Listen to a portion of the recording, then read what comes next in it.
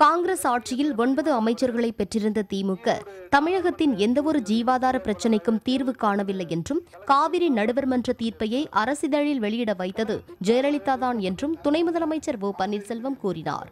நாமக்கல் நாடாளுமன்ற தொகுதியில் போட்டியிடும் அதிமுக வேட்பாளர் TLS காளியப்பனுக்கு வாக்கு கேட்டு பிரச்சாரத்தில் ஈடுபட்ட அவர் இவ்வாறு கூறினார். உச்சநீதிமன்றம் எடுத்துச் சென்று வாதாடி போராடி சட்ட போராட்டம் நடத்தி காவிரி நடுவர் மன்றத்துடைய இறுதி தீர்ப்புக்கு வரலாற்று சிறப்புக்கு ஒரு தீர்ப்பினை மத்திய அரசில் வெளியிட வேண்டும் என்ற வரலாற்று சிறப்பு தீர்ப்பினை மாண்புமிகு அம்மா அவர்கள்தான் பெற்று தந்தார்கள் என்பதுதான் வரலாறு. ஈரோடு மக்களவை தொகுதி மதிமுக வேட்பாளர் கணேசமூர்த்தியை ஆதரித்து வைகோ வீரப்பன்சத்திரம் பகுதியில் பிரச்சாரம் மேற்கொண்டார். அப்போது பேசிய அவர், தமிழகத்தில் GSTயால் 50,000 சிறு குறு தொழிற்சாலைகள் மூடப்பட்டிருக்கின்றன, 5 லட்சம் பேர் வேலை இழந்துள்ளனர் என்று குற்றம் சாட்டினார். இன்றைக்கு பஞ்சை பராரிகள் ஆகிவிடுவோமோ என்று அஞ்சி கண்ணீர் வடிக்கின்ற நிலைமைக்கு காரணம் சரக்கு சேவை வரி திட்டமாகும். இந்த சிறு குறு நடுத்தர தொழிற்சாலைகள் 50,000 தொழிற்சாலைகள் தமிழ்நாட்டில் மட்டும் மூடப்பட்டு விட்டன. 5 லட்சம் பேர் வேலை இழந்து தவிக்கின்றனர். முதல்வர் மற்றும் துணை முதல்வர் மக்களுக்கு பல நல்ல திட்டங்களை தந்து கொண்டிருக்கிறார்கள் என்று பாமக நிறுவனர் டாக்டர் ராமதாஸ் தெரிவித்துள்ளார். தேனி மாவட்டம் பெரியகுளத்தில் நடைபெற்ற அதிமுக பொதுக்கூட்டத்தில் தேனி நாடாளுமன்ற வேட்பாளர் ரவீந்திரநாத் குமார், பெரியகுளம் சட்டமன்ற தேர்தல் வேட்பாளர் மயில்வேல் மற்றும் ஆண்டிப்பட்டி சட்டமன்ற தேர்தல் வேட்பாளரை ஆதரித்து ராமதாஸ் பிரச்சாரத்தில் ஈடுபட்டார். நீங்களும் உங்களுடைய குடும்பத்தினரும் கட்டாயம் இந்த அணிக்கு நீங்கள் அண்ணா திராவிட முன்னேற்ற கழகத்தின் தலைமையில் அமைந்திருக்கின்ற இந்த வெற்றி கூட்டணிக்கு, மகா கூட்டணிக்கு, மெகா கூட்டணிக்கு நீங்கள் வாக்களிக்க வேண்டும் என்று இந்த நேரத்தில் அவர்களை கேட்டுக்கொள்கின்றேன். திண்டுக்கல் மாவட்டம் ஆத்தூரில் நடைபெற்ற தேர்தல் பிரச்சார கூட்டத்தில் பேசிய அமைச்சர் திண்டுக்கல் சீனிவாசன், பாட்டாளி மக்கள் கட்சி வேட்பாளர் ஜோதி முத்துவுக்கு மாம்பழம் சின்னத்திற்கு பதிலாக ஆப்பிள் சின்னத்திற்கு வாக்கு கேட்டார். 40 நமதிடம் 18 எம்எல்ஏ நமதிடம் நம்முடைய வெற்றியை ஐயாவின் தலைமையில் ஒப்படைப்பதற்கு ஆப்பிள் சின்னத்திலே நீங்கள் நம்முடைய வெற்றி வேட்பாளர்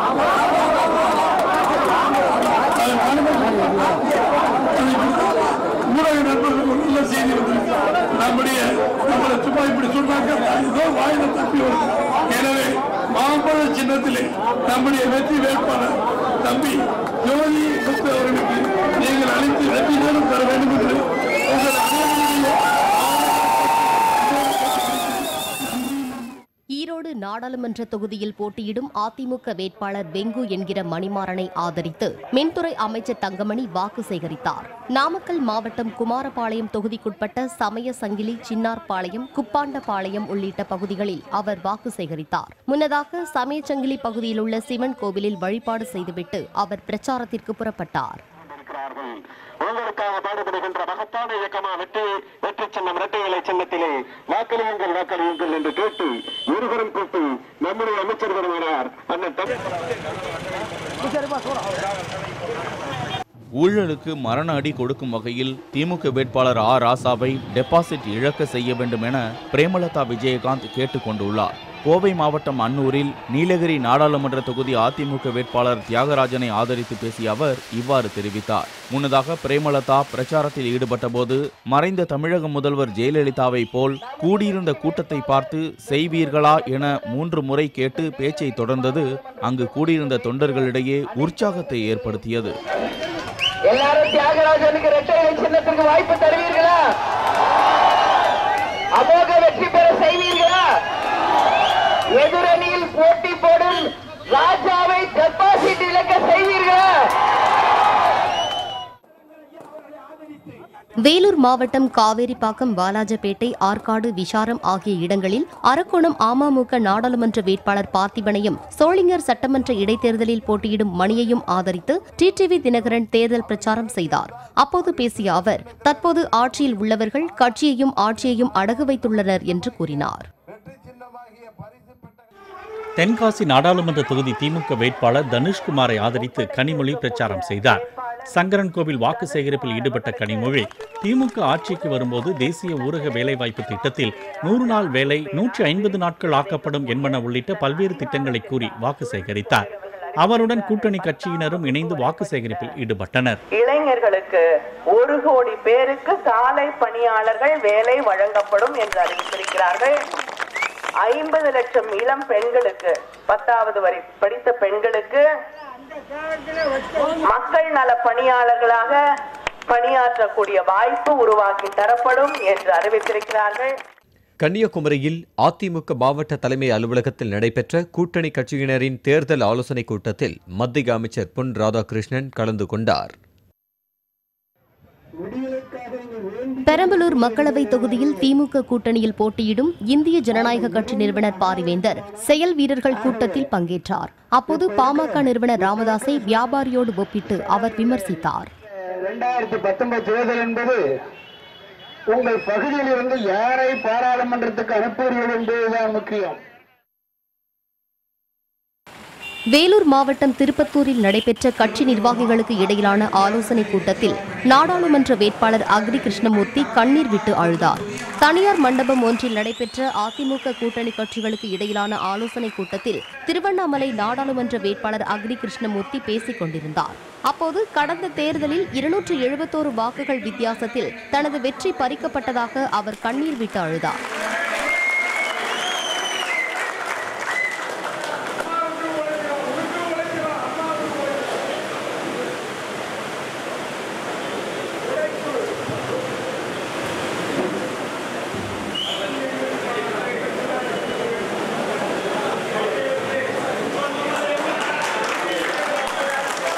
இதனையடுத்து அங்கிருந்த மற்ற நிர்வாகிகள் அவரை தேற்றினர். அக்ரி கிருஷ்ணமூர்த்தியை ஆறுதல் படுத்திய பத்திரப்பதிவுத்துறை அமைச்சர் KC வீரமணி இந்த முறை அவரை 2 லட்சம் வாக்குகள் வித்தியாசத்தில் வெற்றி பெற வைப்போம் என்றார்.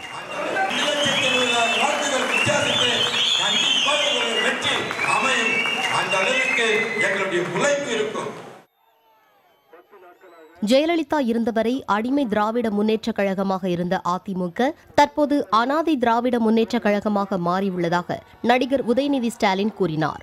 திருவண்ணாமலை நாடாளுமன்ற தொகுதி வேட்பாளர் அண்ணாதுரையை ஆதரித்து திருவண்ணாமலை, கலசப்பாக்கம், நாயுடுமங்கலம் உள்ளிட்ட பல்வேறு இடங்களில் பிரச்சாரம் மேற்கொண்ட அவர் இவ்வாறு கூறினார்.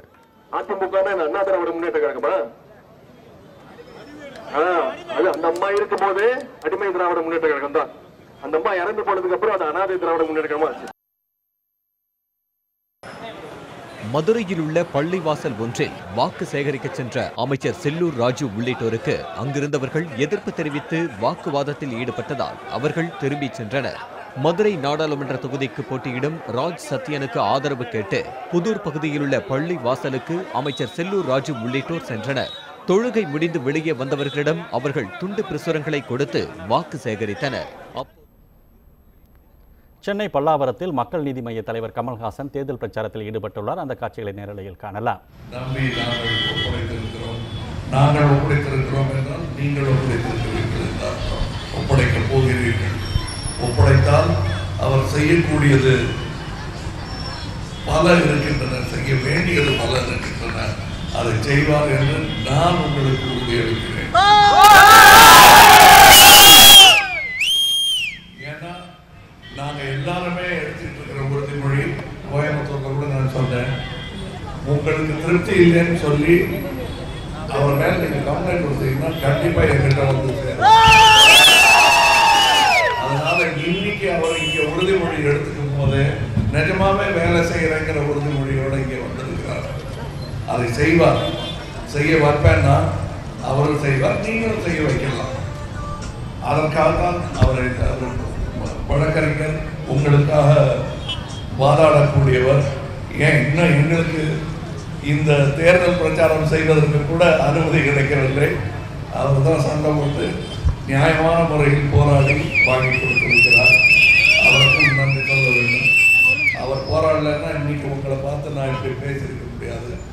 இப்பொழுது தொடங்கும் இந்த பணி தொடர்ந்து அவர் உங்களுக்காக பாடுபட வேண்டும். அது அவருடைய கடமை, அது அவர் தொழில் அல்ல. அவருடைய தொழில் வழக்கறிஞர் தொழில், கடமை உங்களுக்கு பணி செய்வது. இதுதான் எங்களுக்கும் மற்றவங்களுக்கும் உள்ள வித்தியாசம். அதை புரிந்து கொள்ளுங்கள், அவரை பயன்படுத்திக் கொள்ளுங்கள், விழிப்புடன் இருங்கள். தயவு செய்து இல்லை பரம்பரையாக இப்படிதான் நாங்கள் போட்டுருக்கோம், மாற மாட்டேன்னு சொல்லாதீங்க. காலம் மாறிவிட்டது, பல்லாவரம் மாறிவிட்டது, நகரம் மாறிவிட்டது. நீங்கள் மாறாமல் இருக்க முடியாது.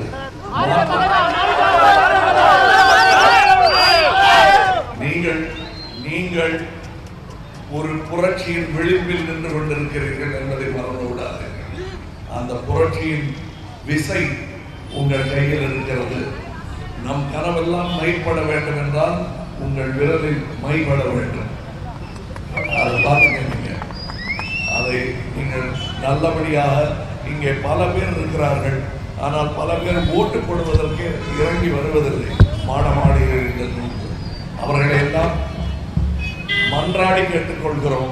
நாடு மாற வேண்டும் என்றால் ஓட்டு போடாமல் நியாயமா வந்து நல்ல கட்சியை பார்த்து ஓட்டு போட்டாலே போதும், நாங்கள் ஜெயிச்சிருக்கோம். அதுல ஓட்டு போடாமல் இருக்கிறவங்களை வெளியே கொண்டு வர வேண்டியது அவர் கடமை மட்டுமல்ல, ஸ்ரீதர் உங்களோட கடமை கூட. தயவு செய்து அதை செய்யுங்கள். நட்புடன் பேசி ஓட்டு போட வைங்க. உங்களுக்கு விருப்பப்பட்ட இடத்துல போடுங்கன்னு சொல்லுங்க. கண்டிப்பா நல்ல கட்சி தேடினா நாம் ஒருத்தனை தான் இருப்போம். இந்த டிராபிக்ல இந்த வெயில்ல அன்புடன் நின்று கொண்டிருந்தவங்களுக்கு என் வணக்கங்கள். நல்லதை நடத்தி காட்டுவோம். நாளை நமதே.